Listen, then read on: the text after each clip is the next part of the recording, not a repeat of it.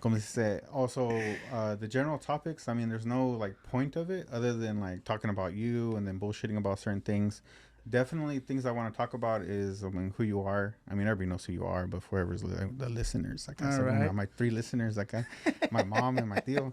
Um, you've actually been the topic of a few of my podcasts because I Oh, talk to a nice. few comedians and we talk about jujitsu, and we talk about our different gyms, and the sometimes I talk about how they'll talk about, oh, my gym is this way, my gym is that way, and I think people try to get caught up on like what's a better gym or what's the right way to run a gym or what's the right way to train, and I'm always like, well, at the end of the day, I think it's you find where you excel at, Yeah. but um there was a few things that people talked about your gym that were they made like comments about it, and I was just like, nah, I think you're getting it wrong, because I talked about and we can go touch on it later.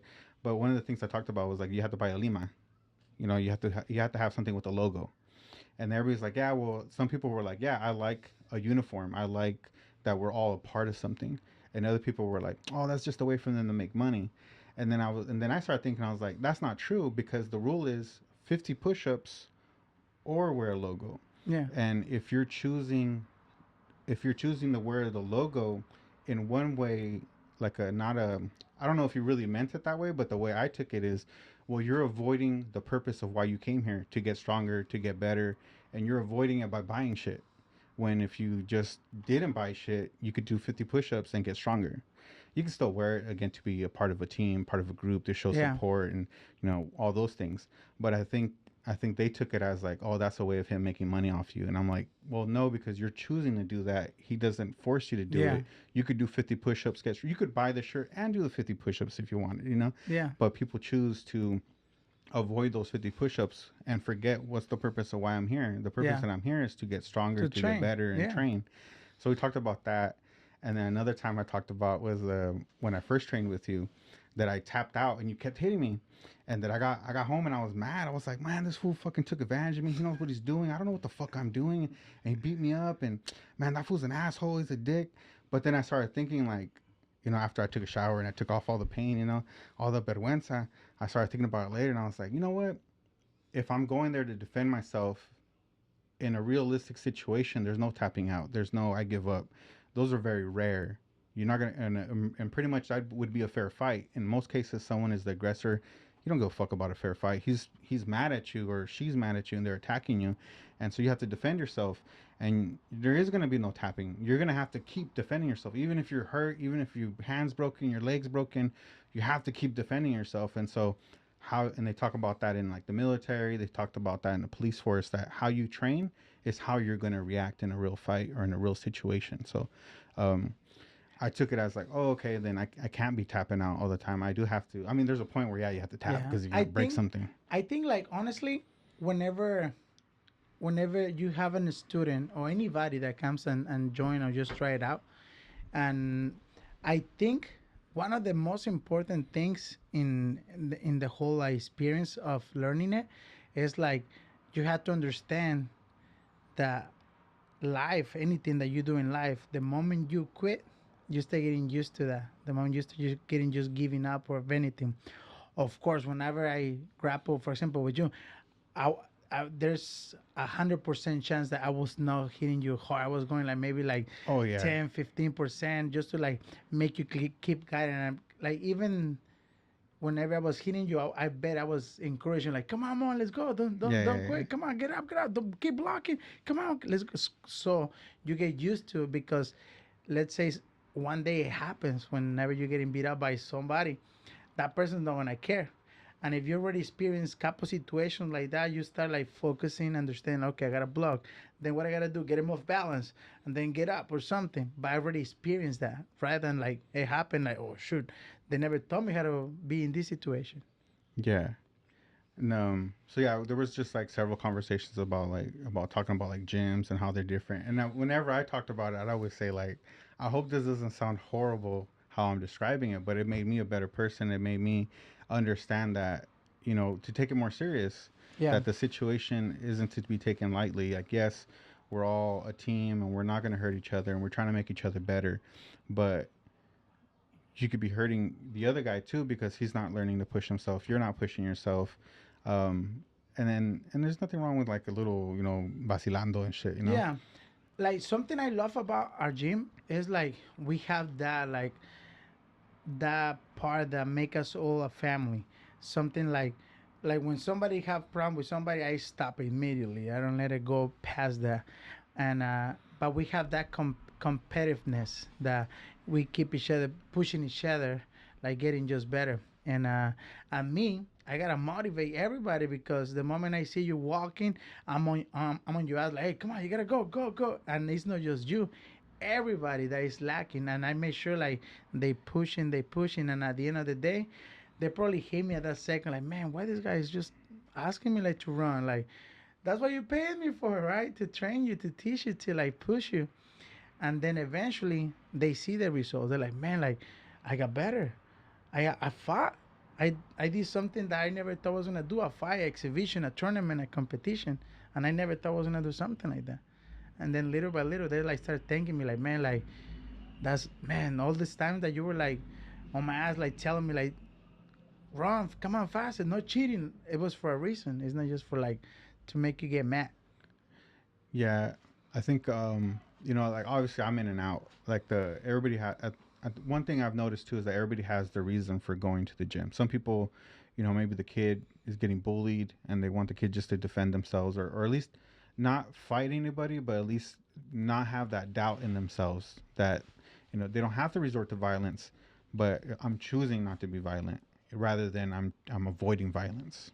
I'm choosing because one thing I've noticed too is like you don't hear or see anything about like the gym owners going around beating the shit out of people, or like challenging each other, or having kumates, or like these crazy street fights. It's very much the opposite. Those are like the most disciplined people, the people who avoid conflict. Yeah. Um, and then for me, I joined more for like, okay, I'm feeling out of shape. I feel old, and then I'm there and I feel old, even though because I'm tired and I'm beat up. But when I come home, when I start my day, I feel more energy. I feel better. I sleep better. Yeah. I'm more confident in myself that I'm not gonna get winded as I would get Yeah. if I didn't train. So I'm in and out. One of the things that happened to me too, and I even talked to you about it, was like, oh, I want more roles, I want more experience. What I learned after, I tried the free trials at the other gyms, was one, I didn't feel the same. Like it didn't feel like a family. It didn't feel um, that they had the same heart as your gym. Yeah. I felt like they were learning reactionary things. They were learning how to do a trick and do this. Doesn't mean that they couldn't fight somebody or defend themselves, but it just wasn't the same energy. Yeah. And then I noticed about myself too that I was too in a hurry to want to get better without the work, without the progress. I was like, oh, they got black belts over here, they got blue belts. I'm gonna get better, but really, I'm not gonna get better if I don't know the fundamentals, if I don't know how to escape, if I don't know how to roll right, Yeah. if and then I think another thing too that about being in a gym, like you have to learn about recovery. Like you can't just go every day. You also have to learn what to do before you go, what to do when you get home. How to take care of yourself, how to be prepared, take your vitamins. You know, go to the chiropractor if you need to go to the Yeah. chiropractor.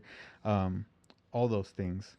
Um, and so I did try other gyms, but like I said, like I just didn't like it. What I was really looking for was a morning gym, a gym I can go in the morning.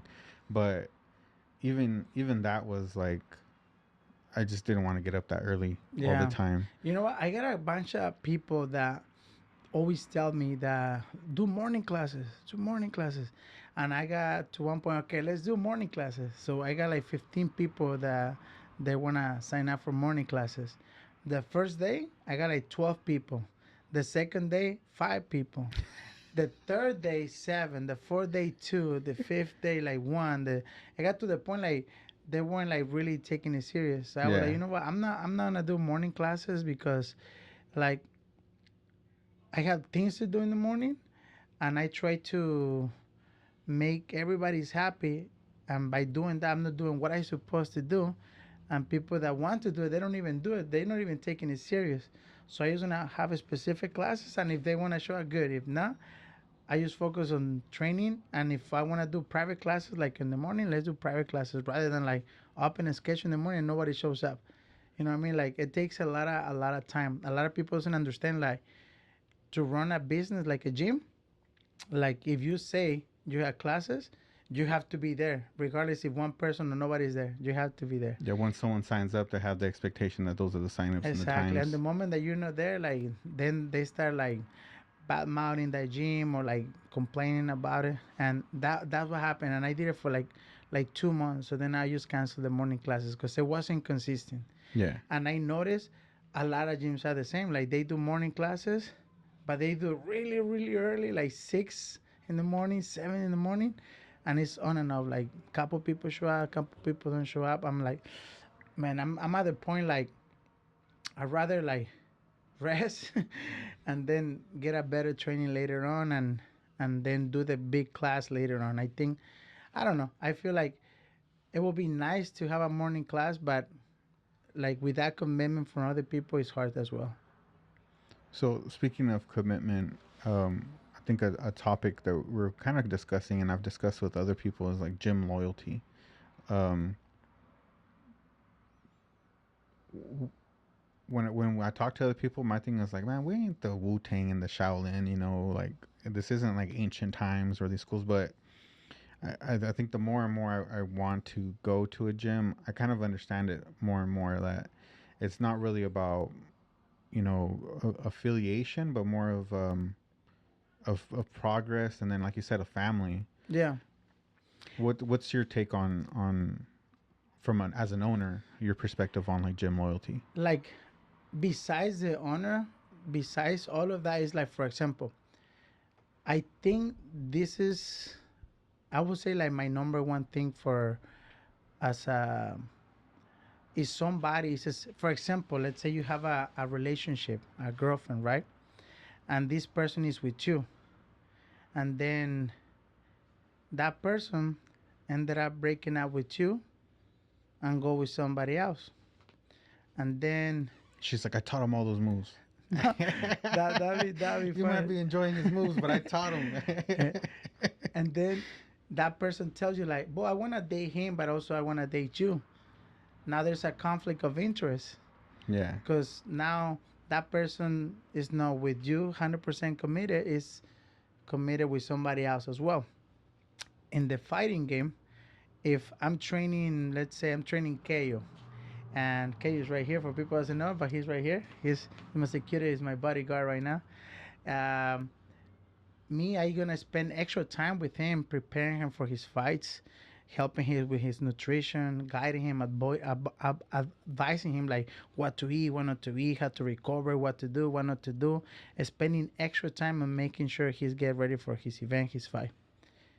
If he trains another gym, he also gonna have another coach guiding him, telling him something that might be a lot different than what I'm telling him. If we go to the event and competition, we might have two coaches, and those coaches might teach differently. And maybe he's like, "Bo, he's training with me. Bo, he's training with me too." Like, who's the coach? They don't allow you to have like two coaches. It's one coach and the cornerman, the assistant, basically. So, which school you represent? Which school you're gonna sign under for the tournament? So all that takes in consideration. Then I think, well, if the person wants to train somebody else, train somebody else, it's okay with me. I don't have a problem. But I'm not gonna go 4 hours away to drive to corner him or corner her if it's gonna be a fight, a conflict, seeing like who's cornering, who's coaching him. I'm not gonna spend extra time like out of my son, out of my family, is giving you advice. Like, this is what you need to do. Or I'm not gonna spend extra time to find you better fights or find you sponsors or endorsement. Like taking time out of my life to help you if you loyalty somewhere else. You know what I mean? So it's a lot of time, a lot of things that if you show me loyalty, I will match that energy back to you. How? With things I can do for you, help you, guide you, advise you, find you sponsors, find you better fights, make sure you do the best you can do. But when that energy is split in different parts, not even the coach, even the students. Example, if let's say you have a gym, Iceberg Fitness Center, and then we have Llamas competition team, and then Keyo trains with you and also trains with me, right? And then one day we have a tournament, and you're in the final, and I'm in the final, and then you have to take five of you guys, and I take five of my guys. Who Keyo is gonna go? That will Mm. create a conflict. That will create a problem, and then the students, Keyo's friends from Llamas competition team, and I'm assuming you have a bunch of people in your gym too. He's gonna have some friends there. They're gonna have also Keyo's back. But whenever he decides where to go, those people will feel betrayed, That's true. and or your student will feel betrayed. He's gonna lose that, and the person that is bouncing out from gym to gym to gym will never find a home. So who take you to the highest place? You, but you also need a home. You need your team, your students, your friends, your teammates that support you to go to your fights, to cheer for you, to share in social media, to say Team Llamas, to you know what I mean? Like you can make it yourself. You need a team, you need a home. So the people that's always bouncing around, all the fighters that do that, they ended up with nobody because their coaches they're like, I don't want to train this guy. Why? Well, he trains with me, he trains with him, he trains with him, he trains over there, and I don't even know when he's coming or no. And most of those time, those fighters doesn't even pay, to be honest. So you're spending and wasting extra time in people that doesn't have the same loyalty, the same energy that you're putting into it. So for me, I'd rather use that energy for my son. I'd rather use that energy for the people that stay, for the people that is actually putting the time. So I think that's loyalty. I think it will be to me it will be very important. The We do wanting. have a crazy workout, it's not like a super crazy, but it's not like something that average person will be able to handle easily. The warm ups that we do, they're not. Yeah. They're hard. They're hard to do, especially now that the gym is bigger, like longer. Yeah. It's harder, but it does help you, like your stamina, your endurance, your power, your speed. It just help you big time. And a lot of people doesn't understand. Like it doesn't matter how good you are. If you get tired, you become a punching bag. It doesn't matter what belt you are. If you're tired and you can't even move, it doesn't matter about your technique anymore. It gets to the point like, punch me, I'm just gonna make myself a little ball. So the technique, the strength, the cardio, stamina, they all contribute factors to make you a better fighter. That's a good point. You know, it's one thing to be fresh and be fighting, and another thing to be exhausted and still be in the game, still have the right mind. I know when I practiced when I was taking the free trials at the other gyms, one thing I noticed is like, yeah, I was getting my ass kicked because they're all blue belts and brown belts and there's all these other black belts, but they all told me the same thing. They're like, bro, you're fucking big, man. And they would be tired. And I would be like, no, let's keep going. Let's keep going. And so I tap, or they would get exhausted and they were just like, oh, I'm going to take, like, give me a minute. And I'm like, come on, let's go. Let's go. Come on. Come on. Yeah, And then, like, they didn't want to practice like that. And I'm like, I don't care if I'm getting beat up. I want to keep grappling. I yeah, want to keep going. I want to get stronger. And this is when I'm gonna get stronger. I'm fucking tired, bro, and I'm still going, and I'm not hurt. Like fuck, I'm not hurt. So let's keep going. But I noticed that they didn't have the same heart as the guys at your gym. They yeah, they, and it started making sense too. Why like I'd be like, man, some of these guys haven't been training that long, and you go take them to another gym, and I think I told other people like if you take 10 people, 9 of them are coming back yeah, winners. yeah. You know, And a and lot of them are new. Like they never done anything. Uh, and and when I've noticed too, when you post videos of the fights or the parents post videos of the fights, one thing I've noticed is that because we have the sparring sessions, you learn to take a hit, you learn to keep moving forward. yeah, Whereas where I've noticed is like I see the gym and I see the other guy fucking agile and shit. I'm like, holy shit, Let's see, but as soon as they get hit in the face, they ball they up. forget They're they're everything. they're they're fighting different. Whereas Yeah, they've in your gym you've practiced getting hit and staying in the fight, not running and giving up or tapping out, but staying in the fight, yeah, exhausted as you are. And I mean the people you've had for a while, man, they do great. They do great. And then like you said, the new people too, they all do yeah, really good. And it's not because they're wearing a logo. yeah. It's not because of belts or whatever. It's just more heart. And about the logo, check this out. I learned this. Um, our logos is the green, the yellow, the white, with a black shirt. Hmm. I know exactly where my students are at all times. I just look around and I see, okay, that's my student. I cannot lose a kid whenever we go to events. So whenever we are uniform, we make us they it make us look professional. Also, I know where my students are at all times. Also, whenever we fighting and whenever we go to events, they take us serious. They see, oh, they're the Llamas competition team. Like you're part of a team. What do your teams do? They have uniforms. Hmm. They go compete with uniforms. You don't see la selección de Brasil jugando la Copa Mundial con different shirts. You don't. Yeah. Everybody has a uniform and they look nice. So one of the main things for me is like, uh, in the martial arts you learn the discipline, and then on competitions we gotta look professional. Why? That's how you're projecting yourself. A lot of you guys gonna make a living on the sport eventually, and the more professional you acting right now, the easier the doors, the easier the way it's gonna be for you guys. The moment in a lot of gyms, like big gyms like in Las Vegas, they don't let you train if you don't bring the uniform. You cannot get inside the mats if you don't have the uniform. You cannot train if you don't have your mouthpiece. You cannot train if you don't have your kimono from their brand. You can't. I'm more flexible. I'm let them train. I'm just, hey, put your 50 push. I didn't bring your uniform. You know what I mean? And a lot of I don't think there's a gym in town that has something like that. I do it like that because I also learn from some of the best gyms out there. I see how they run in their programs. I like, okay, that's actually a good idea. And my logo stands out, black and green and yellow. Yeah, you see somebody from far away.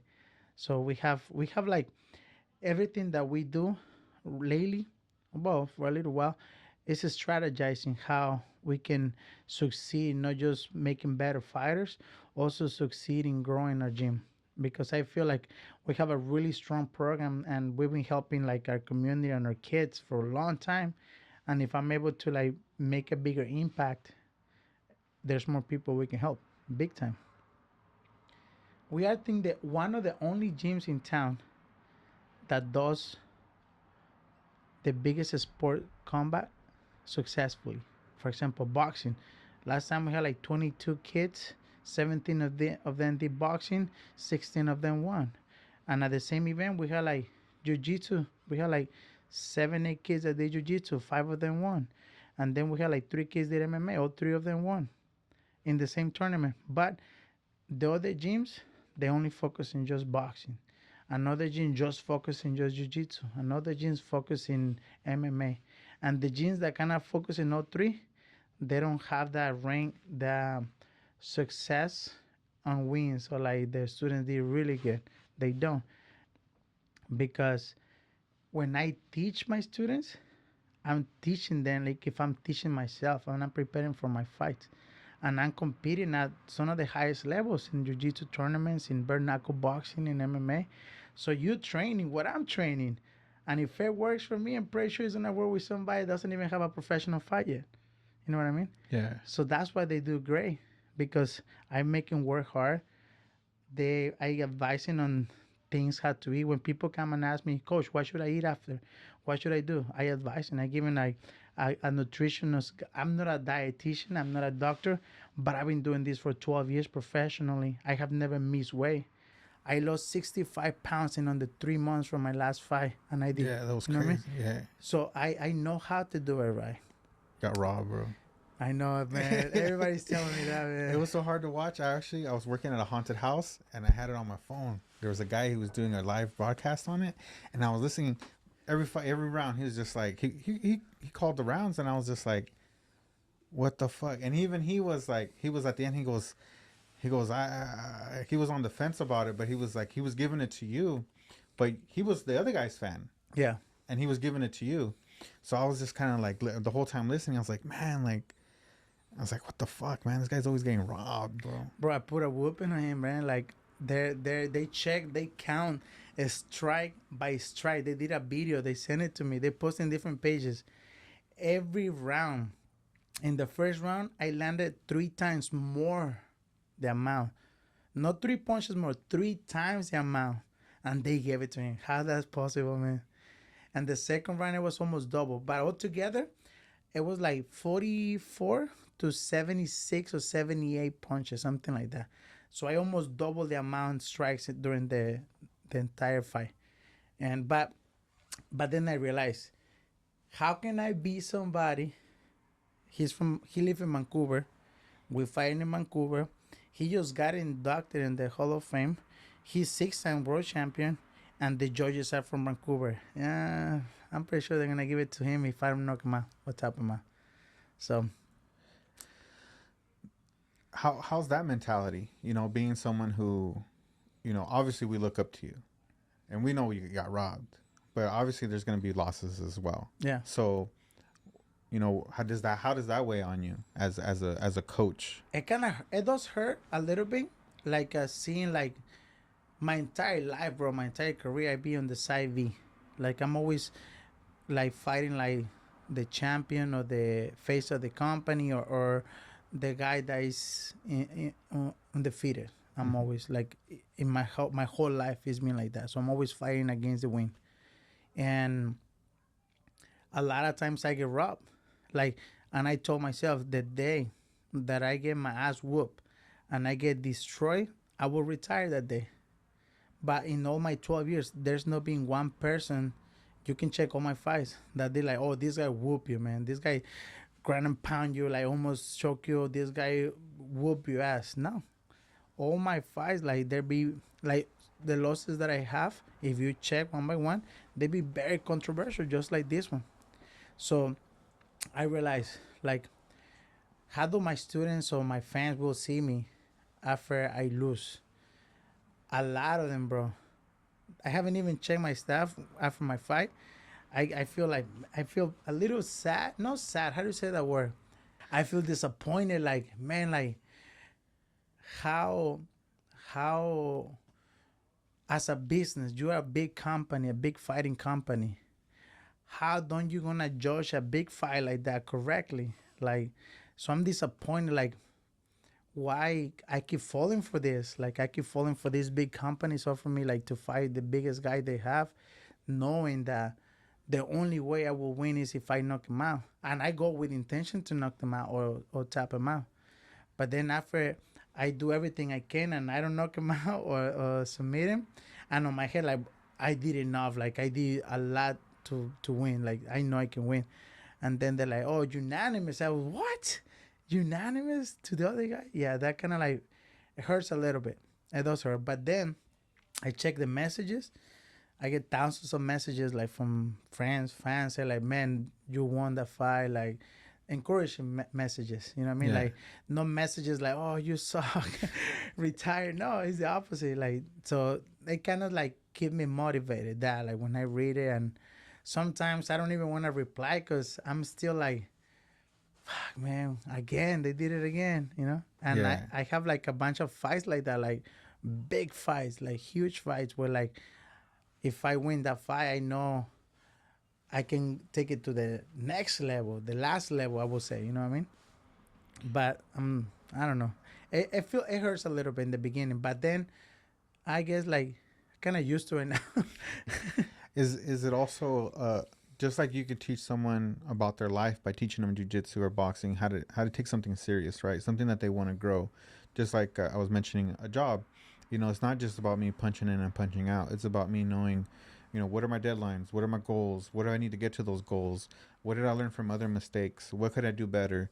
And then being prepared, you know, not just being the 9 to 5, but you know, staying up late to make my day right so it goes easier, getting up earlier so that I'm, you know, set up right for my day. You learn all those things from going to the gym and training, and you can learn them from different things. But we're talking about gyms, and so in the gym you do learn those things. Um, as a coach, is it also your duty to teach someone how to go through those emotions of defeat or of being robbed, and then not being, well then fuck, you know, fuck MMA, or you know, forget all these things, and instead of, it's like, okay, I know I got robbed, there's nothing I can do about it other than get up, do it again, and prepare for the next fight. Yeah, I actually, man, you'll be surprised. I have I don't know if you know, but I think I told you I have 40, 50 academies now around the world Yeah. affiliated to Llamas competition team, and every academy has their own coach, have their own school, their own programs and stuff like that. But they own the Llamas competition team. Out of every academy, I have a bunch of fighters, professional fighters.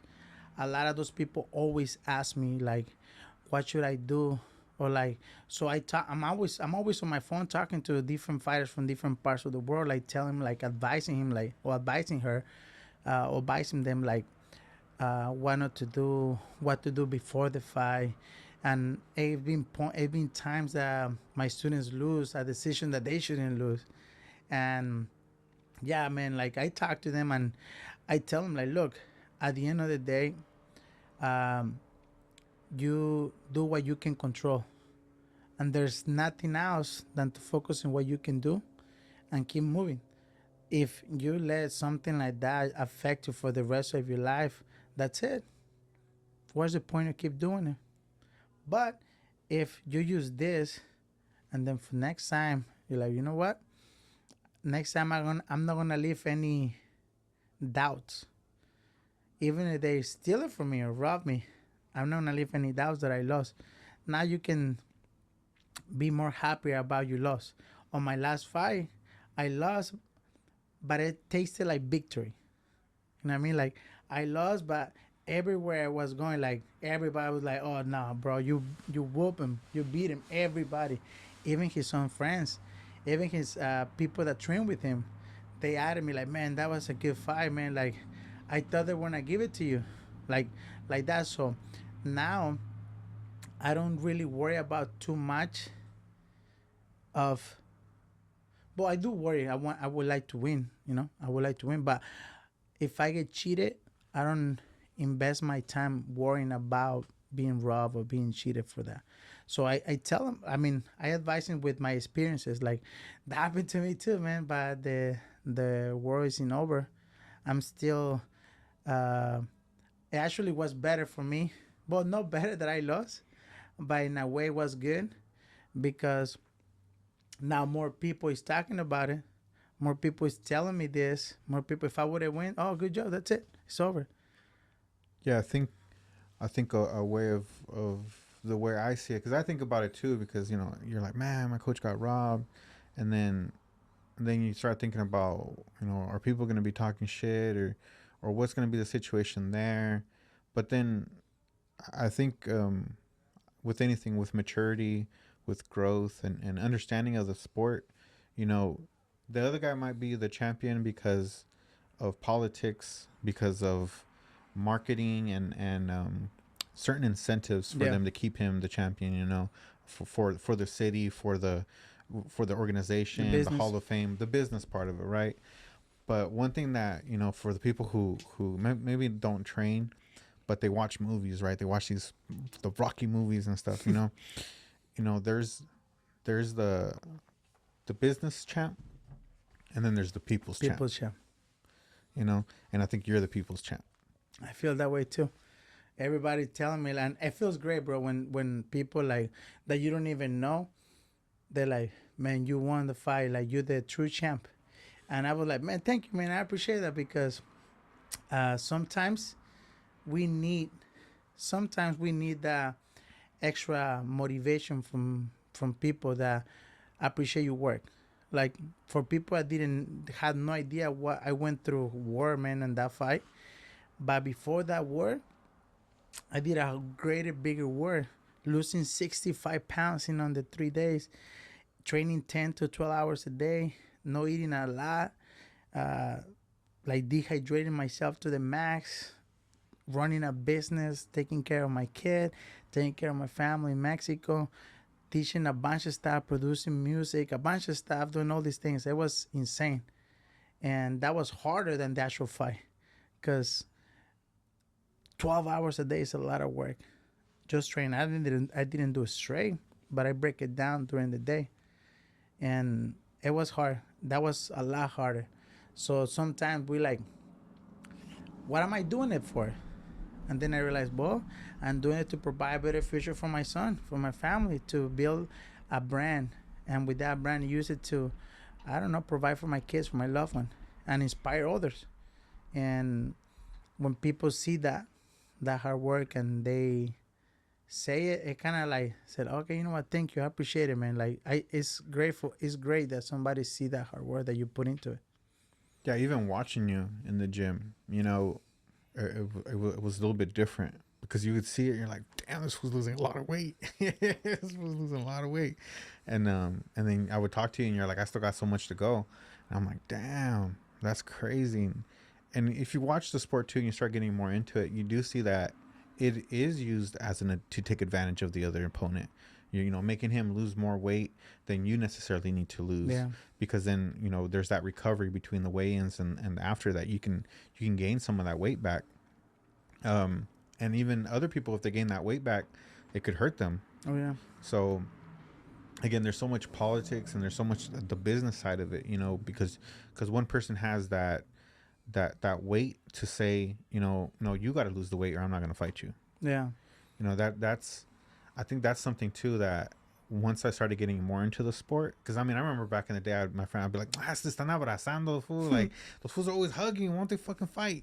And then he's like, they're fucking doing jiu-jitsu, bro. I was like, man, fuck that shit. They're hugging, bro. Pinche jotos and shit. Yeah. Freaking let them fight. And then, stand him up. stand him up.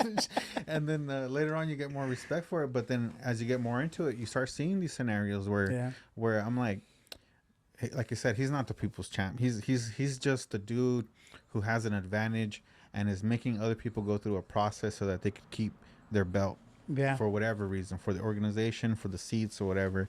And it sucks to see that. And it's just hard to say, like, is this person really the best when they did everything to have the advantage? Yeah. And it wasn't a fair fight. Speaking of fighting and fair fights and things like that, people, whenever I listen to people like Joe Rogan or someone talk about, their love for like ancient fighters, right? Hercules, I forgot what the other guy he won like 1,000 matches in a row, never lost. I forgot his name. And then there's the Japanese swords guy. Mitsudo Maeda. And then there's the Japanese guy. These people were fighting for bigger stakes, and they're known till this day for what they did. The Japanese swordsman guy wasn't like, hey, I'll meet you at weigh-ins, and he was like, you got pedos, like, let's handle it. And it wasn't about size, it wasn't about age, it wasn't about experience. It was like, you want to get down, let's get down. Yeah. But they weren't getting down to where they were going to go back to their families. Yeah. One man was going to walk away. Yeah. And so it's like, is there, I've seen you in different sports. You've done bare knuckle, you do the cage fighting, the MMA, the boxing, jiu-jitsu, capoeira. You do all these things.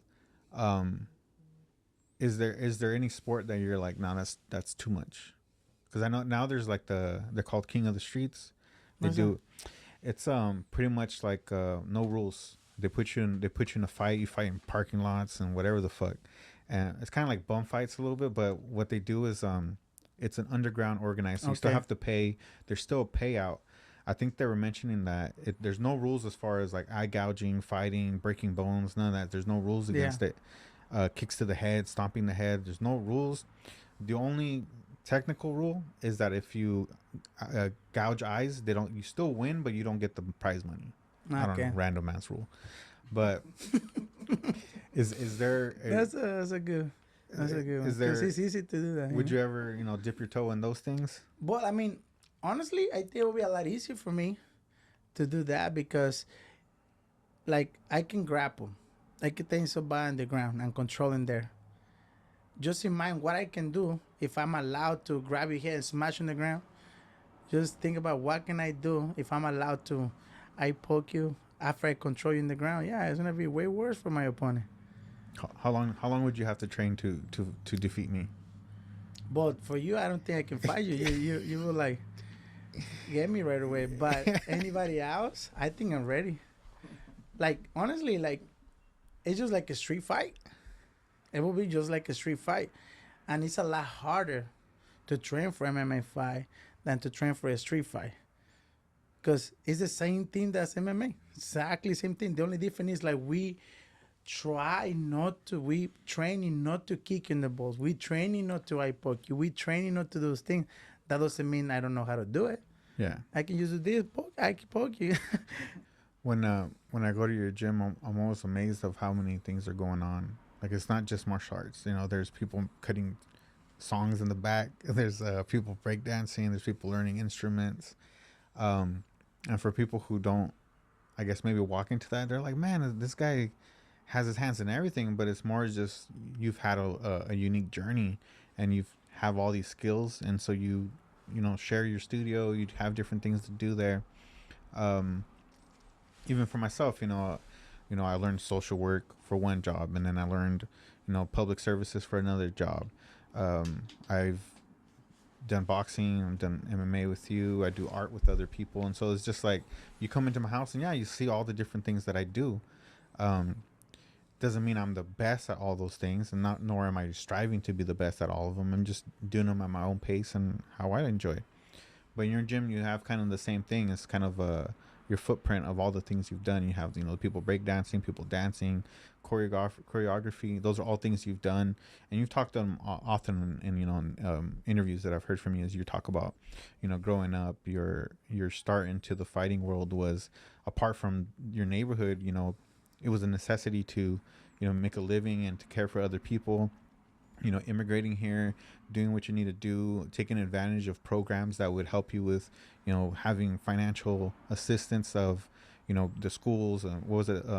Time No, it Warner? was Was it Time Warner? Or there what was was it? no government or help. It was like when I was working for at that time it was Bright House. Yeah, Bright House. They had a program that would Yeah, train like you, and then I you'd had have to a, work for them and be there.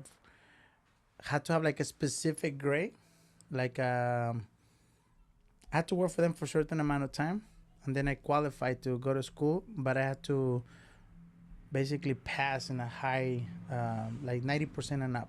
yeah, And then if I fail, I had to pay out of my pocket. And every test that I pass, I get $1 raise. And then after you get your engineering, you work for them for like certain amount of time. So like I worked for them for like 7 years. Yeah, 7 years. and then from there you grew, trained at other gyms, you got your own gym, and now you're kind of going through the next journey of being the people's champ, and then being a coach, and going through the trials of being a coach, because I could imagine you see all types walk into your gym for all the types of reasons, and at the Yeah. same time people quit for all types of reasons and situations, just as how they what brought them in, what took them Yeah. out. That's something that I start getting used to it. Like do not cling to anybody. Offer the best you can offer and let them like thrive, because I cannot want it more than you to become a champion. Yeah, You have to want it more than me, and I will match your energy. But if I want it more than you, you're not gonna do it.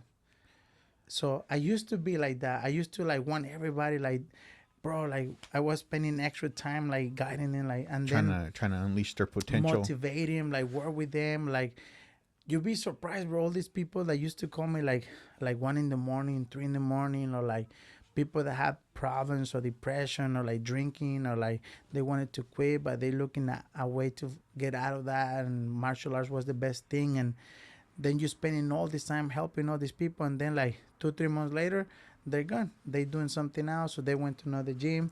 And then I'm like, man, all this time that I spent with these people, like that I needed to do it, but I did it just because I wanted it more than they did it.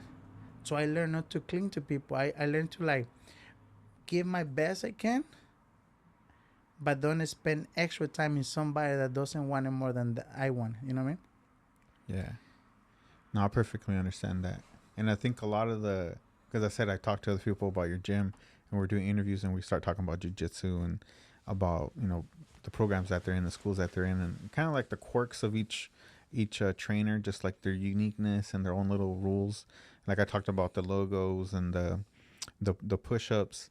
And then this girl was telling me that at her gym they have a fee. If you leave something behind, you got to pay $1 to get it back. And I was just like, that's random. I see that more as stealing than I I do someone telling you, hey, buy a gotta add shirt. that to the gym. uh, but as we were talking about those things, I noticed that the rules you came up with and the things that you everybody has for their gym, they weren't just these random things. There were things that as things arise or as issues arise, they try to find a solution through training. Yeah. And so I told her about, I was telling this one girl about how he'll tell people like, oh, you weren't listening, go do 1,000 push-ups or something. Go do 100 push-ups. And you laugh. I would laugh about it at first. I'd be like, who's gonna do that many push-ups? Like, they're not even gonna have time to train if they're Yeah. doing 100 push-ups. But I think if I was someone trying to find solutions or trying to weed out, you know, characteristics of people, there's the person who who's gonna sit there, max out, and, take a breath, try to do a couple more, and then eventually be like, I don't think I'm gonna make it to 100 push-ups. But hey, I got 50 so far. Let me get to 60, and let me try to get to 70, and let me try to get to 80, and let me try to get to 90, and then shit, man, I think I might do the 100. And then there's the guy who's gonna be, is he looking? Is he looking? Oh, I did 50. Oh, is he looking? Oh, I'm on 70. Oh, is he looking? Oh, I'm on 80. They're and those are characteristics. They like you said, they're little things that will show who you really are. Yeah.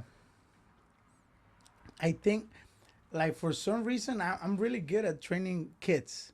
And, like, I punish him with exercise in a fun way. Yeah.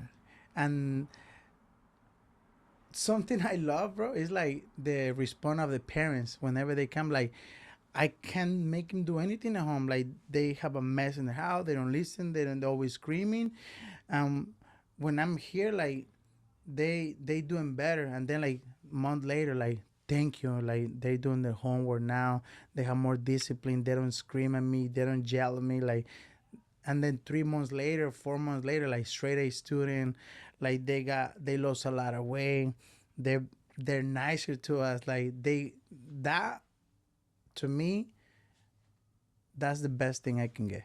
Like, whenever I change somebody's life through martial arts, and for some reason, I think God gave me this gift to be patient with the kids. Like, in a way, I'm making them work hard.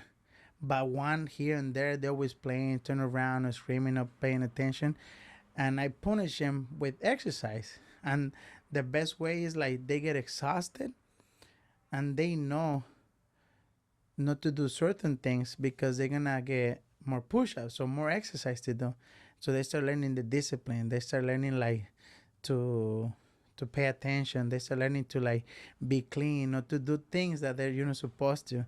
And after we finish training, we all clean. So they learn how to clean. They learn how to put things away. So now the parents, they start seeing that. For example, my son, whenever he's playing with his toys, whenever he finishes, he knows where to put his toys. I don't have to tell him no more. He drop water, he knows where the mop. He knows how to mop it. Now he don't wait for me to clean it because he knows now. And those little details carry on with him. And then eventually the parents start seeing those things too, like with the other kid. Like, and the moment they take him out of school or training, go back to what it used to be. So something I love the most is like being able to change somebody's life for the good, and it gives me joy.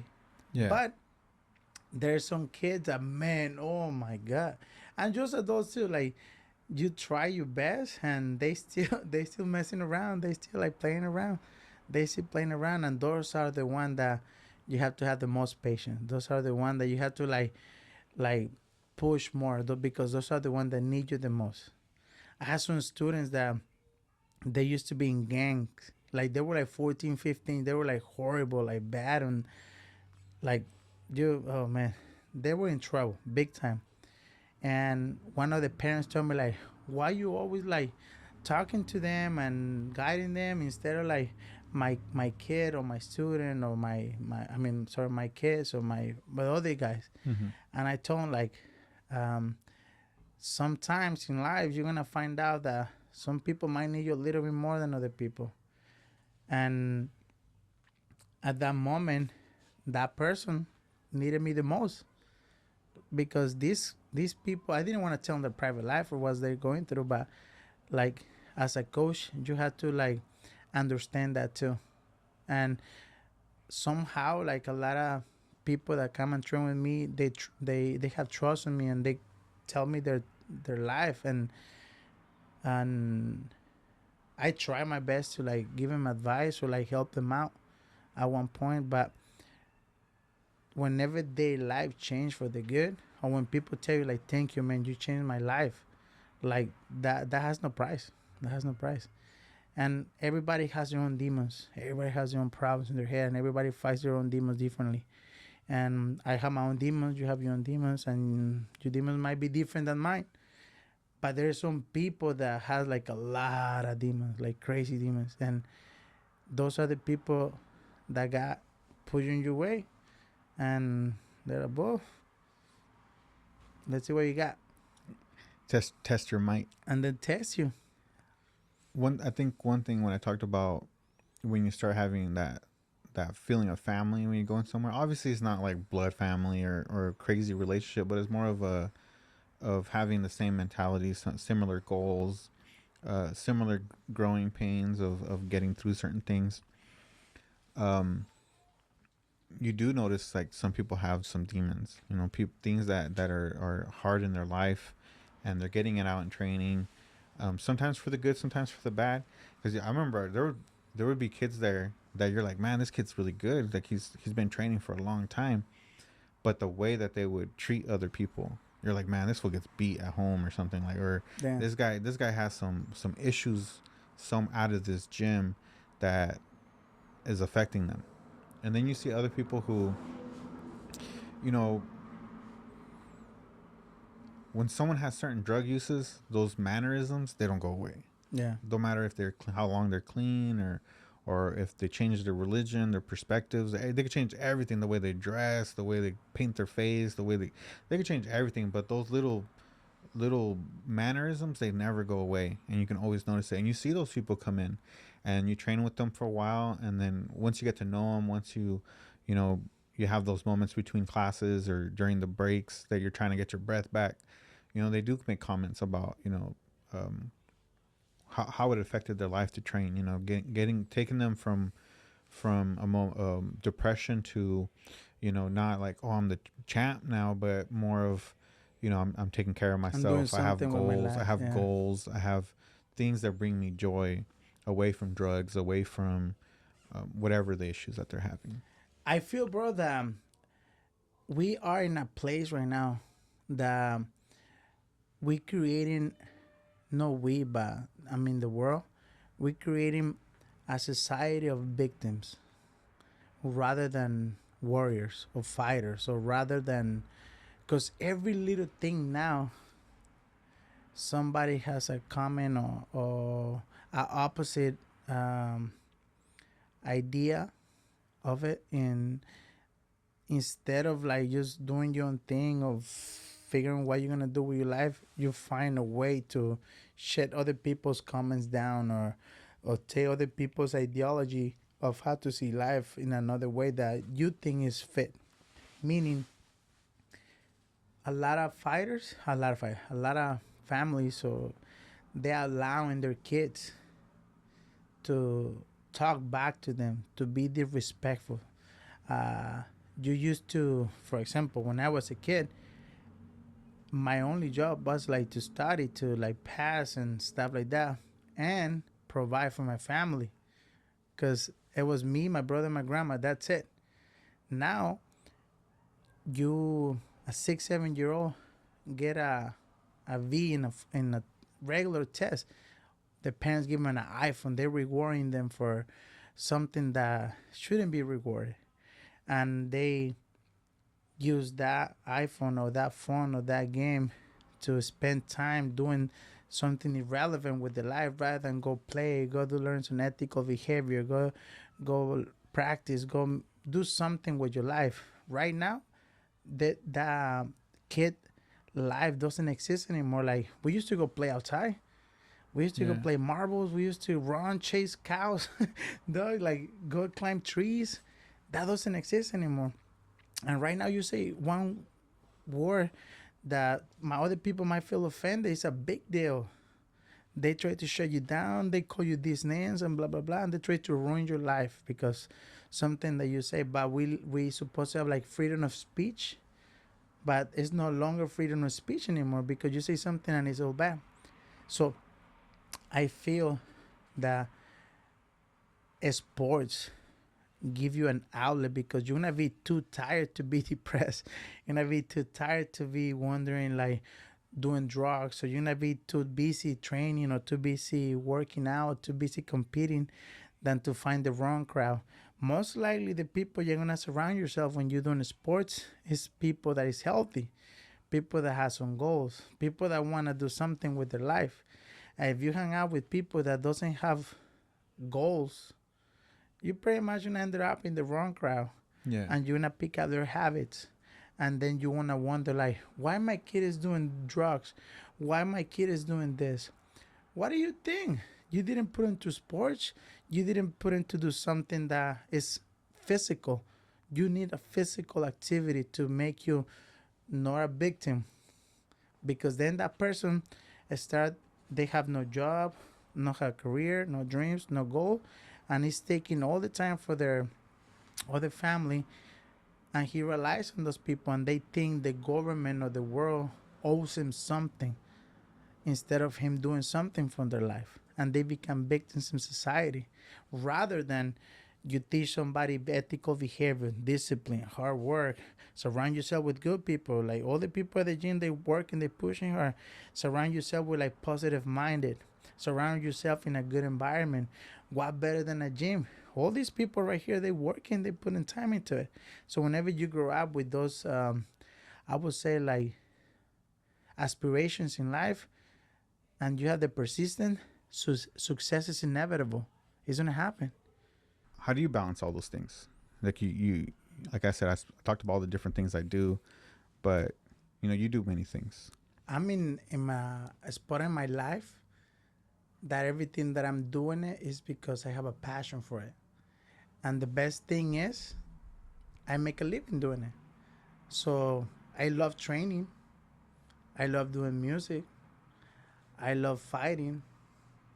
Uh, I love taking photos, videos. Like I enjoy it, and I make a living doing that. So um, it wasn't like that when I first started. It took me a long time to learn how to edit. It took me a long time to invest in like good cameras.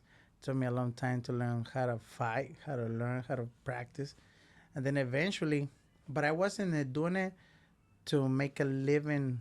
Like I didn't know I was gonna have a business like that. I was doing it because I was a kid and I have passion for it. I love rapping. I love like seeing my videos on YouTube, or like back then it was MySpace. Like, man, look at that video, I made it, and it didn't cost me a thing. And then I start getting a little better every time, and then people start asking me, how much will you charge me to do a video? I was like, okay, this much. And then whenever I get paid, that money I flip it. I buy more green screens, more lights, more lenses, more memory cards, better computer. So I started like little by little getting professional equipment, and thanks to that professional equipment, the quality was better, greater. Then I started getting better, finding new tricks, how to do this, how to do that, and then mostly for my own personal um, music, my own personal videos. And then I got to the point like I was charging decent amount that with one video I can survive the entire month. Like, man, I charging like $3,000 for this. Or I'm charging, and then I was like, you know what? If I do this more, I can make a living doing it, like a decent living. And if I combine it with other things that I do, because I also making living training, teaching, fighting, my sponsors, I can invest all that money and buy my own gym, buy my own studio, buy my own place. And the last time I worked, man, it was I think 2012. That was the last time I worked for somebody. After that, I haven't worked for nobody. I do my own thing. I go out of the country whenever I want. I travel. I do music. I just collaborated with the game. I saw that. I have another song coming out with Joel Ortiz. I have another two songs with some other guys from Wu-Tang Clan. That's for my new album. And I did a TV show with Daddy Yankee in Miami for like I remember that. two, Dude, I think you mentioned it and you were like, oh, you should check it out. And man, I remember I binge watched that thing. I watched the whole thing. There was no show without you. right? That like how you said the business and the marketing, had you not been there to be, goofy and laughing and talking about the things you were talking about, they would have to have come up with something like, hey, you're gonna have to sleep with what's the name, or you're gonna have to sucker punch this guy. Yeah. You're gonna they would have to have been involved so much to instigate shit, because it was just like, it was just a good time. Everybody's having a good time. People hating on you. Shit Everyone was was hilarious. hating me, man. Everybody Hella was hating. hating on you. But the best part is like I was beating them, like I had a broken hand in the show and I was beating them with a broken hand and they had nothing else to do but to hate. And that made the show big, and knowing me, like you talk back, like you do something to me, I'm not gonna let you punk me. That's what started. Like I didn't let nobody punk me. Like, you try to punk me, I'm gonna punk you back. In one of the episodes, I actually just posted on social media. No, I haven't. I edited it. I'm gonna post it. We were in the band going to I think we were doing a challenge, and I was like chilling by the band by the window, and Danny, my arch enemy, we weren't that enemy back at that moment, but we were having a little issues already. Somebody spilled water. He was sleeping in the corner, and there was Oscar and another guy, and I think one of them did it. Like they tried to wake him up with a little bit of water, right? So, and I was not part of that. I was just doing my own thing by the window, chilling, kind of sleeping. And then I just felt like a lot of water on my back, and I was like, "What the heck, man?" And it was him, Danny, thinking that I did it. He just did it like, "Fuck you!" He said something, splash me. I was like, "All right." I don't like vengeance. I don't. But I'm not gonna let you punk me. And I look at him, and I was like, all right, I'll get you back. And he's like, oh, fuck you. Why you throwing water at me? I was like, I didn't do it. It wasn't me. But don't worry about it. I'll get you back. So then, next day, there was a challenge who kicked the fastest. They say, this is a funny one. You see the one that fast kicks? If you see this one, you're gonna be laughing like crazy. They say, you're gonna kick this pad as fast as you can for 1 minute. The one that kicked the most in 1 minute wins. I remember that challenge, yeah. Okay, so Lebo, he wanna start kicking like crazy, like wah, wah, wah, heavy, and then Danny, he started jumping and kicking like It was fast, and then the other guy, everybody was jumping and kicking to create like momentum. And I was like, if I don't jump, I just do this. I'm gonna save time. I can win. And I was the last one in that challenge. I don't think they're gonna copy me because I'm gonna be the last one. So I did that. Everybody started laughing. Like even the music of the reality show, they put like a funny background music. And I was also like, I knew that was what I was about to do. It's gonna look funny. It's gonna look weird, because it's not a technical kick. No. I can kick, but they didn't ask who can do the most powerful or most technical. They say who kick the fastest. So in my head I was like, that's the way, So I just did this. Everybody started laughing, the music in the background, and even pull my shorts up, and I squat like a stretch, and I ended up winning. So after I win the challenge, I grab a bottle, and I went to Danny, and I throw on his face like, y te bendijo en el nombre del Padre, del Hijo, del Espíritu Santo, in front of everybody. And then he was pissed because I just beat him on the challenge, and then I just splashed water on his face. And then he got mad, and he came to me like, but he didn't act like he wanted to fight. Mm-hmm. He just wanted to like make me look bad. And he said, we were not without shirt. And he said like, look at his stomach. Like, he looks like a champion, or do I look like a champion? How old are you? And I was like 21.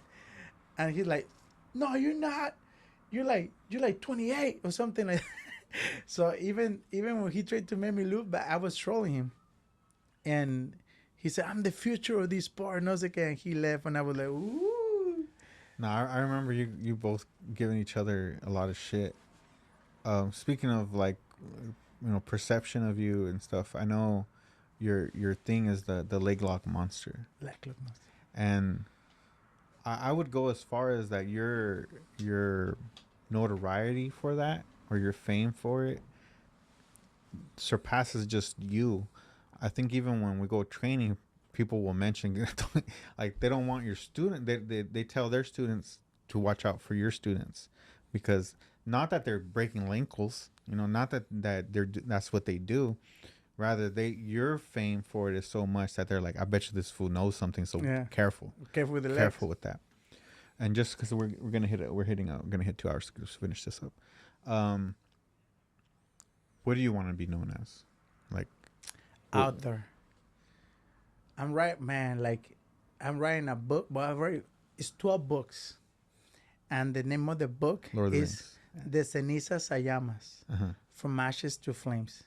The first book is "Naciste para mí," bro. Oh my god, I'm gonna translate it in 5 minutes. This guy does everything, huh? I want to known as an author because my whole life since I was a kid, like I always write poetry, like words, like I love it. I love writing.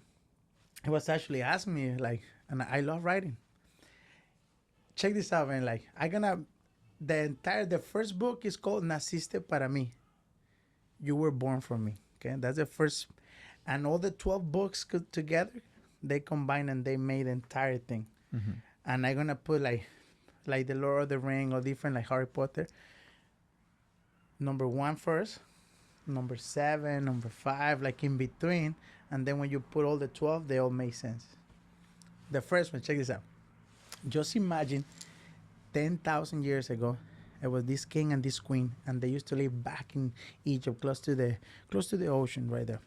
And in this time, they have no wars, they have no problems. He was a very just king, and he was very connected with his consciousness. He was very connected with his balance in life. He understand the difference, the ethical behavior between bad and wrong, good or bad. She wasn't connected as much as he was with his chakras, with his consciousness, with his meditation. He didn't understand it as much, but she was next to him, and she was supportive of everything. And he understood, like, maybe it's not her time to be ready for things like that, because for something like that, you have to want it. You want to do it. So, anyways, they both have like certain things in common, and they both like the blue color, like the baby blue. They used to go walk on the beach and do a lot of things together. He knew everything about her, and he knew everything about her, and vice versa. So one day, whenever they're walking on the beach, he found a rock, a blue rock, like a nice, beautiful rock. And then he started like shaping the rock, like fixing it, making it look really nice. And he gave it to her in a necklace as a proof of their love. Mm-hmm. So time passed, and they die. And then on the next life, he reincarnated as a fisherman. And she reincarnated another person, but with the time was passing, he started remembering like the previous life. He had flashbacks. And he's like, man, I used to be a king. Man, I used to have a queen. Oh my God. So he started remembering the life that he has in his previous life. So he started fishing around the world looking for her. He couldn't find her. Time passed. He died, and then she died. And then the next life, he was a mechanic. And then he started remembering his previous life, fisherman, and then king. So he started fixing cars around the world looking for her. He died, time passed, and then she died. They both reincarnated, but she didn't remember anything. She was just living life like another human. Time passed, then he became a warrior in the next life. So he fought in everywhere, a lot of different wars, and then he remembered all the stuff. He died in war. And the next life, and then he was a chef. And then the next life he died, the same thing, and then he was a dancer. And then he passed, time passed, and then he was a construction guy. And then the next life, he was a dancer. So 100 lives passed. And then the last life, he's like, you know what? I'm not want to do anything. I just want to spend my time looking for her. So then he meditated, and he had an astral projector. Astral projection is called a hyper incursion. Whenever you have an astral projection with your intuition, with yourself, Mm-hmm. and then he asked himself, and his intuition told him, "Go to Puerto Vallarta. She's gonna be there. I know. I have the feeling that she's gonna be there." And then he's like, "All right, man, let's go to Puerto Vallarta." So he went to Puerto Vallarta. He was homeless. He didn't have no material attachment. Mm-hmm. So he moved over there, and he lived under the bridge, and everything he had, it was right there. So one day he was walking by the beach, and then he saw this two-story apartment, like a huge window. He saw her there with another guy. They were arguing, and he's like, "Oh my God, that's her! Oh my God, oh my God!" So excited, he got so happy, and then he went down, and then he started looking at the window, and the guy and the girl, they were like screaming to each other. The guy grabbed a picture and threw it on the wall.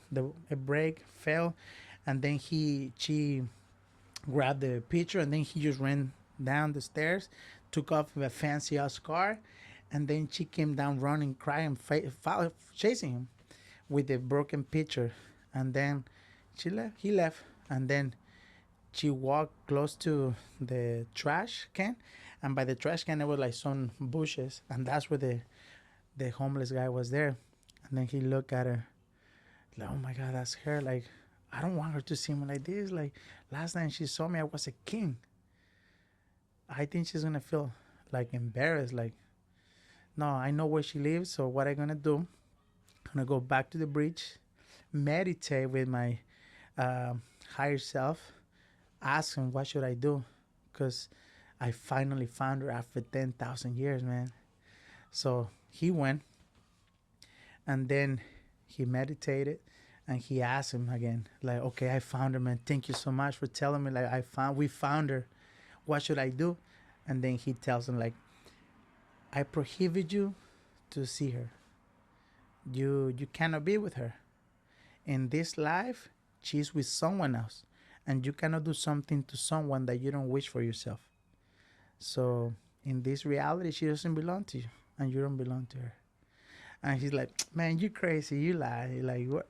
Why are you telling me to come all this way, and now you telling me I cannot see her? Like, that doesn't make any Yeah. sense." So he's like, "I'm serious. Don't look for her." So then he's like, "You know what? I don't need you, man. I can do it by myself. I've been doing this for 10,000 years. Why you think now I need you?" This is already getting pretty deep because there's a lot of underlining of you trusted a system, and once that system didn't give you the result you wanted, you want to leave the result, and then also the fear of another 1,000 years. Or maybe more, or maybe never. You know what I mean? That's scary. That taking over your decisions, and yeah, that's crazy. So he's like, I'm not gonna listen to you. I'm gonna find her. Like, she's the love of my life.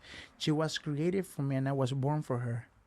So he cut his hair however he could. He put the best worst clothes he had, with less holes, and he went next day in the morning, because he knew she likes to walk on the beach in the morning. Mhm.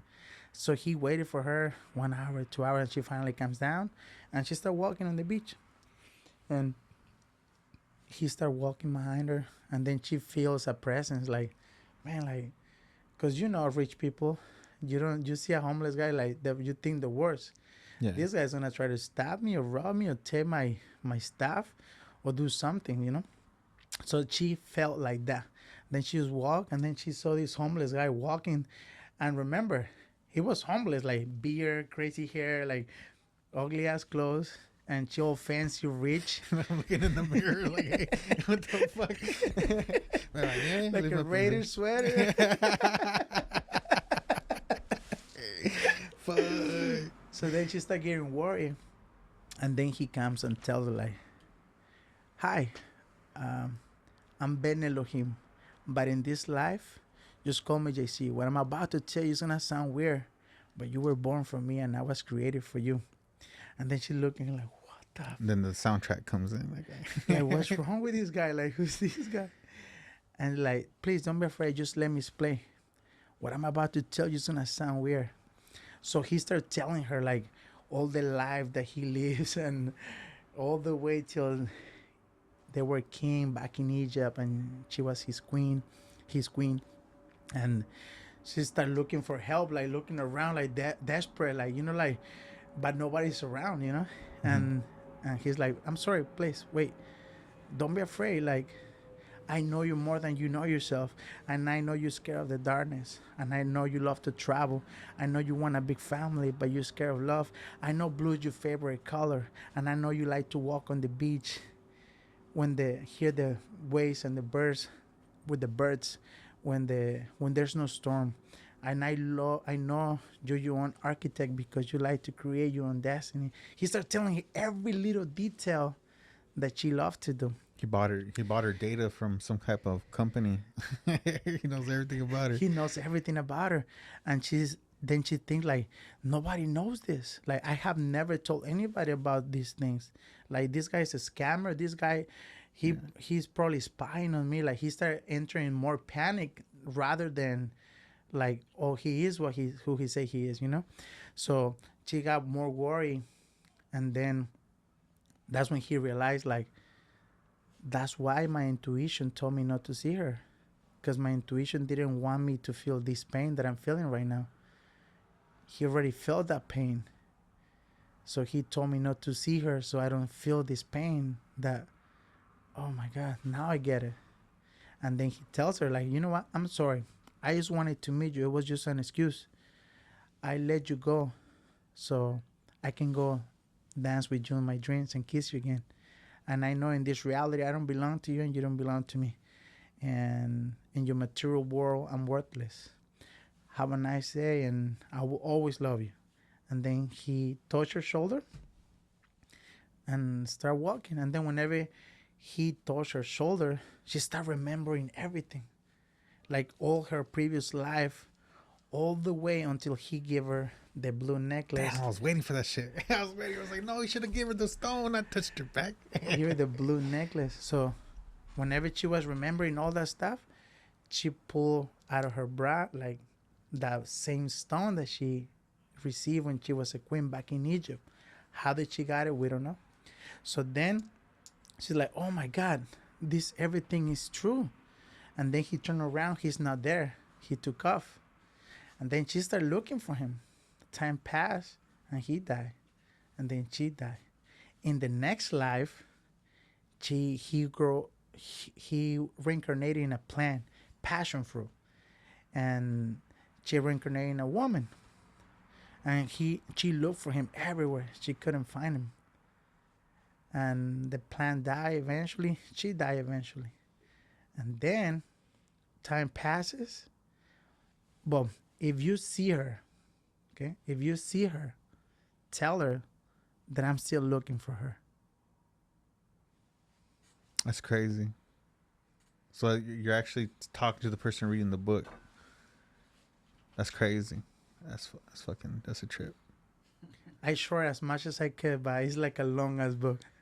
No, I heard what you're saying too, and it had a lot of lessons. And I'm sure there's the what they call them, the typical parts of a story. The 5 acts and all that. Yeah.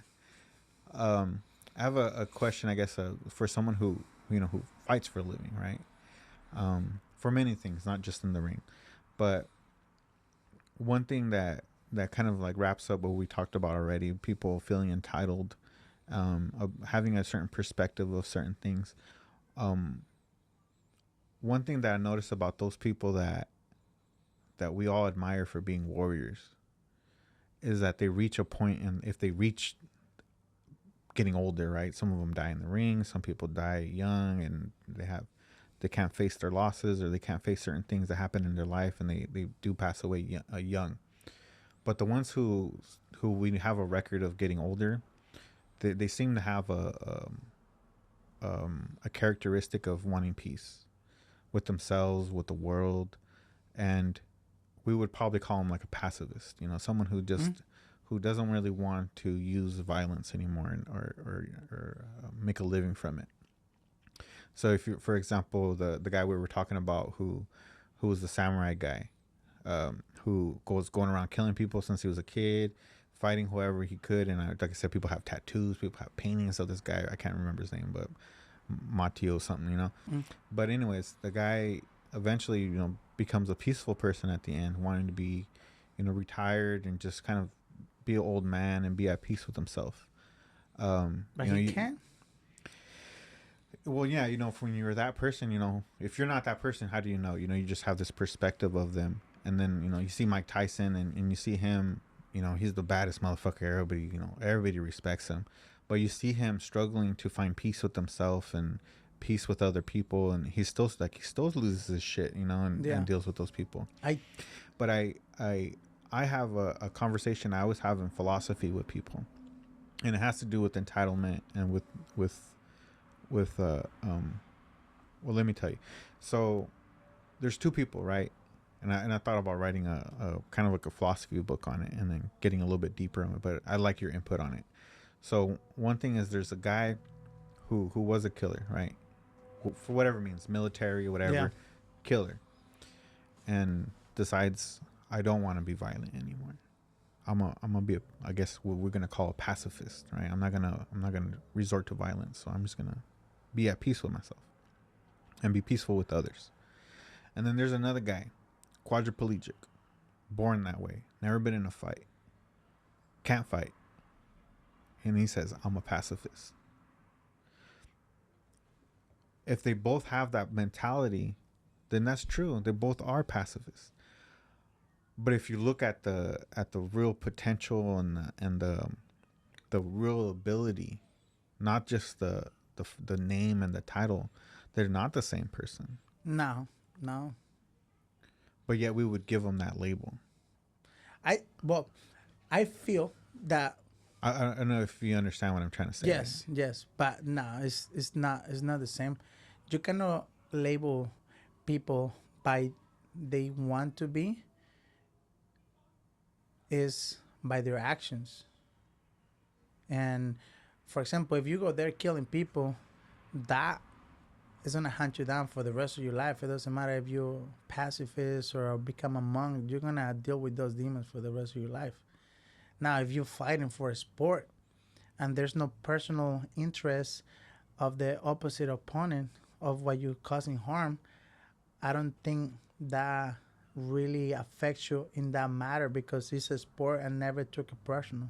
You never killed nobody. It was just a sport. And the way I see it, I never take any of my fights personal. Like I don't really hate my opponent.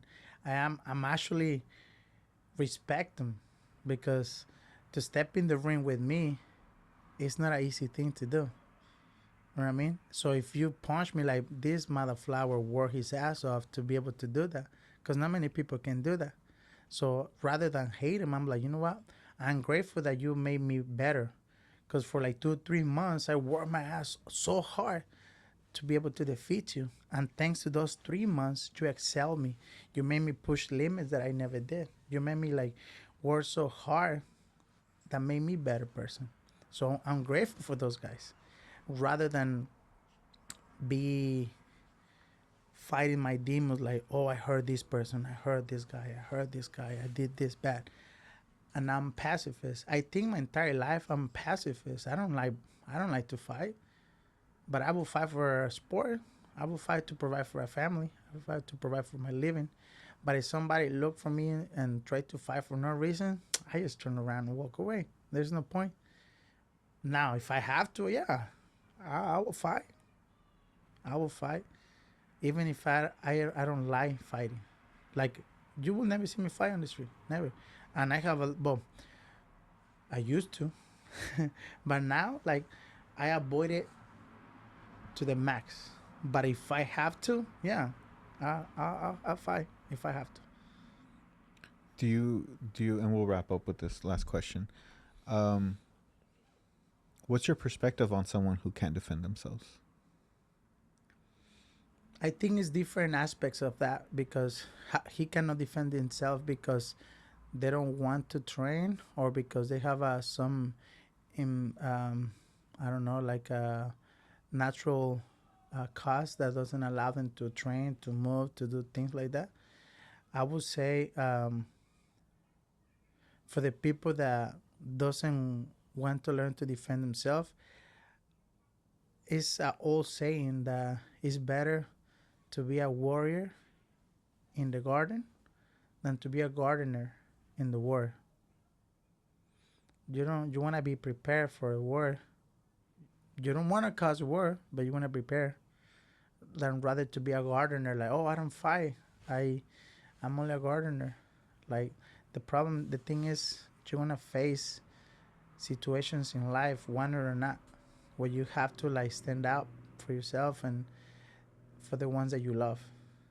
And if you don't know how to deal with that, you will regret not taking advantage of that. Now, if you cannot train because you have some type of condition, um, that would be messed up that somebody tried to hurt those people. That would be like somebody without ethical behavior, or like some people that just have problems. Um, and also like I'm a fair person. A just like if you do something wrong, I think you should answer for that. It doesn't matter if you disabled. It doesn't matter if you the strongest person in the world.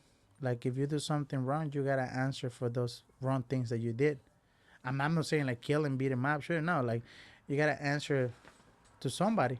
Yeah, whether it be the law of the land or God. Exactly. Like you have to answer. So that doesn't give you the I'm disabled. I can say whatever I want. Like they respect you and your family, your kid. Just because I'm disabled, you cannot do nothing to me. No. I'm a fair person. If you do something wrong, you should answer for your wrongs. Now I'm also, let's say somebody come and try to beat you up for no reason, and or just try to hurt you for no reason, and I'm there. Of course I'll step up. But hey, stop! What's going on? But he did this. Iceberg did this thing. But he got to answer to somebody, not to you though, right? And I will protect. I will do my best to protect that. But I cannot protect you for answering to who you're supposed to answer for your problem. Do you know what I mean? Yeah. So I do believe like I'm a fair person. Like you do something wrong, you gotta answer to somebody. I'm not gonna be the judge. I'm not gonna judge you for your wrongs. I will protect you if I have to. If somebody tried to kill you, yeah, and then you answer your wrongs to whoever you're supposed to answer. And I'm not gonna let just nobody come and like, oh, well, he said this to me. Well, take it in a legal way rather than like try to hurt somebody. Or grow, move on. Yeah. You know. Yeah, I think what you said about the gardener is very true of of what we've been talking about. Of being an ethical person, being a good person, being someone who's trying to evolve and grow, but not letting it traumatize you. Those Yeah. those lickings that you're gonna have to get here and there, those ass whoopings. Not letting it get the best of you, not letting life get the best of you. You know, because it is better to be a warrior in the garden. That's actually my degree is in public service, right? Public administration. And our most famous like role model of being a good government leader is his name is Cincinnatus, and the city of Cincinnati is named after him, right? He was a Roman general who had retired, right? He'd fought his battles. He was well known for his good quality as a general, as a fighter. And he retired. He retired to be a farmer. So he farmed his own land. Nice. And the Roman Empire was at war, I think, with the Persians or some other people. And they needed help. So they reached out to Cincinnatus. They're like, hey, this is a big war and we got to win it. So we need you to come back and fight. And he's like, well, to win this fight, it's going to take this, and that, no? So they make him a tyrant, which now we could talk about a tyrant. It's an evil person, you know? But in that time, a tyrant was a person with absolute power. Some people can abuse it, right? In the way we think of it, it's not a tyrant. But no, it was just like, hey, no questions asked. I'm in charge. Do this, do that. That's the rule. This is the rule. Move forward, So he became a tyrant and he won the war, right? In this a speedy war, he just fucking burned through it and finished it. And at that point, he was the tyrant. So why he's considered a person of good quality as a public servant was that once he won that war, they awarded him absolute power, but he didn't keep it. He gave it up. He goes, I'm gonna go back to my farm. Yeah.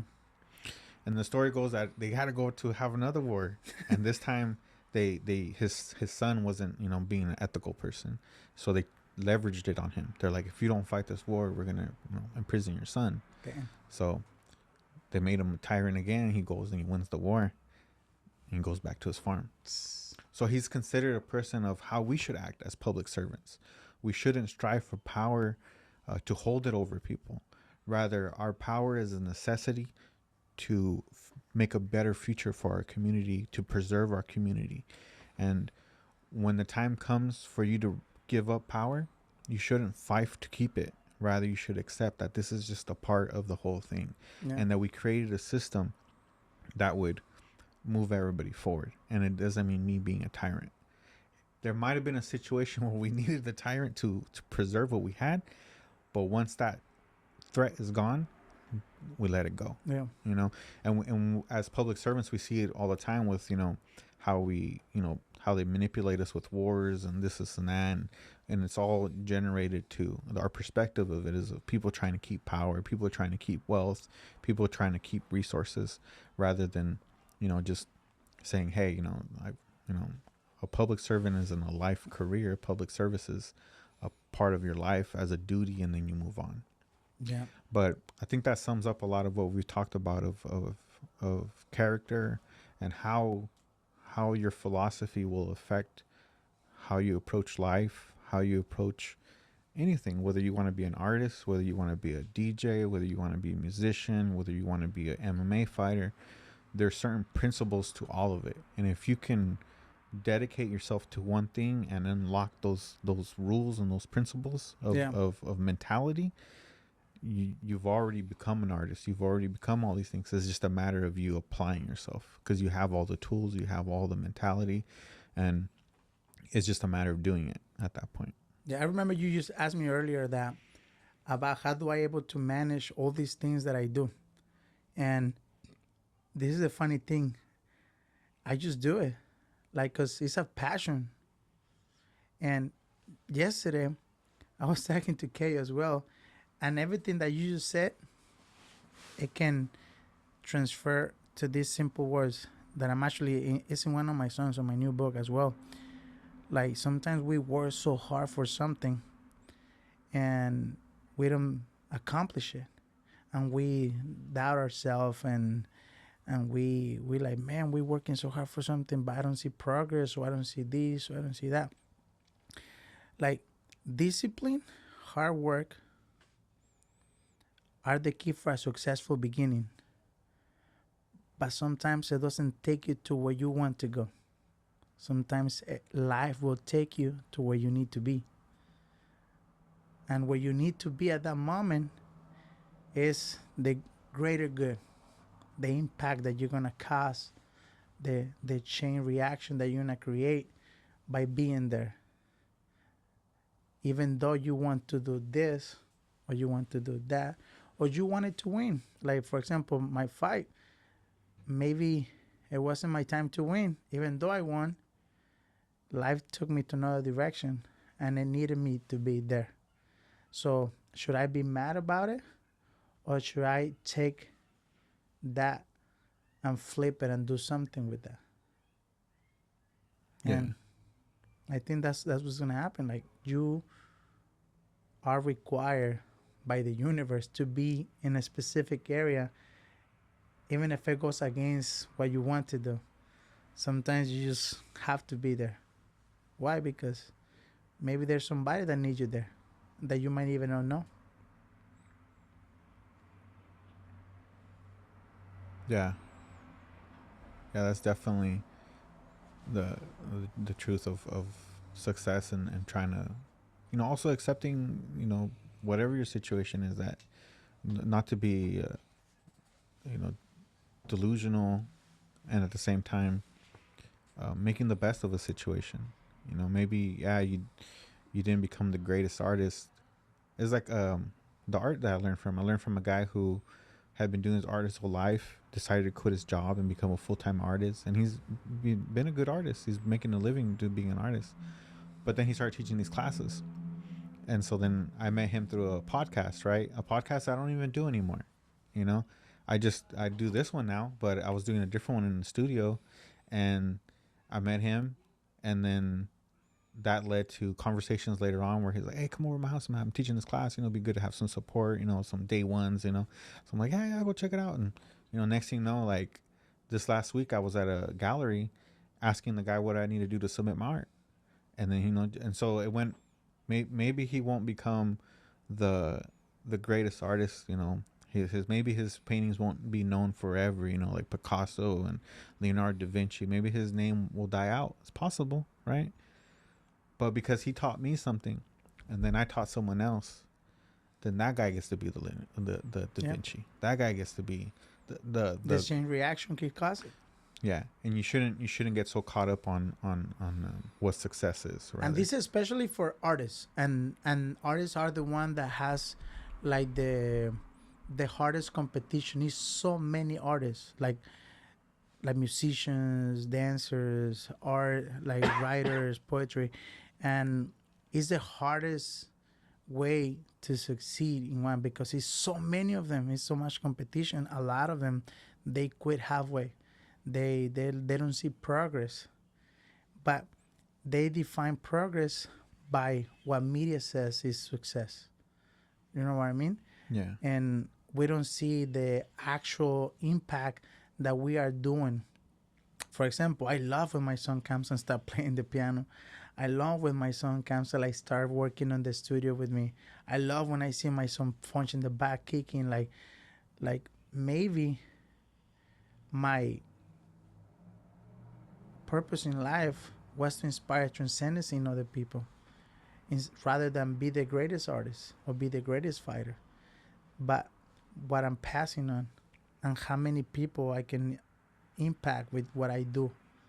That's what purpose, that's what progress is, that's what success is. Changing people's life with what you do. And I see it that way. But before it was the opposite.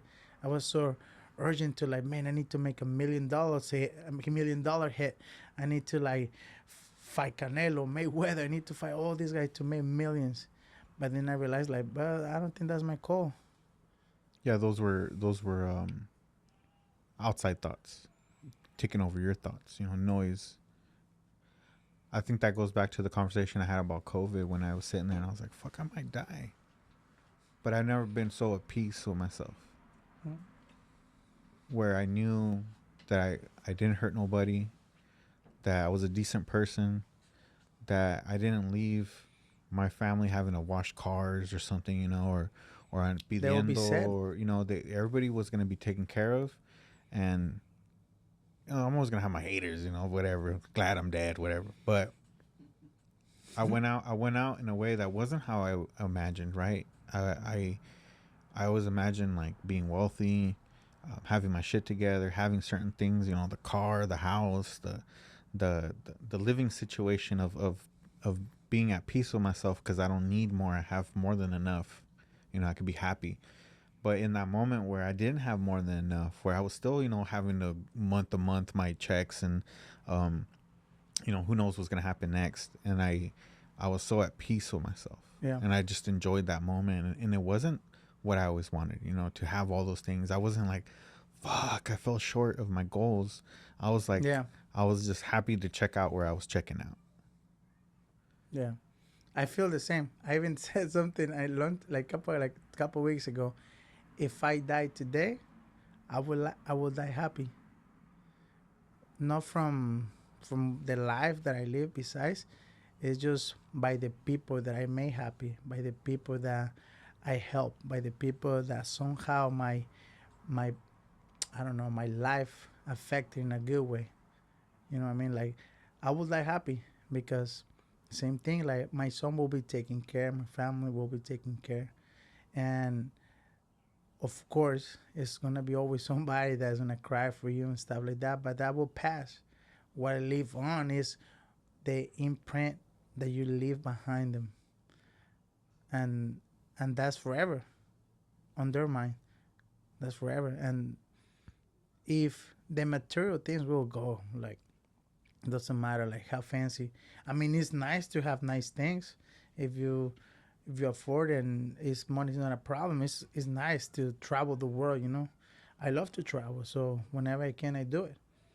But the greatest part is the freedom that I have, and the freedom that I live my life, and doing that, and with that freedom that I have, inspiring others, helping others. That's all. Like I was thinking, like if I die today, like right now, I'm like, okay, I did what I wanted to do. I helped as much as I could, and I know my son will be like sad for a little bit, but I know he will be taken care. And I think that's the greatest feeling you can feel. Where can people find everything about you, whether it be your music, your gym? I would say Google, man. If you go to Google and type JC Llamas, For reals. it would take you to all my social media platform, my YouTube account, my Spotify, everything related. Even like podcasts from different CNN. I did podcasts. I mean, a TV interview on CNN and Mundos and different platforms. So if I just tell you like go to JC Instagram, you find just what is Instagram. But if you wanna find like crazy things that I used to do, probably Google JC Llamas on Google, and like it will direct you to all the pages, all the things that I have done, like dancing, fighting, singing, acting, all that stuff. Your social media, all those things. Yeah. Any last words or statement or anything you want to make?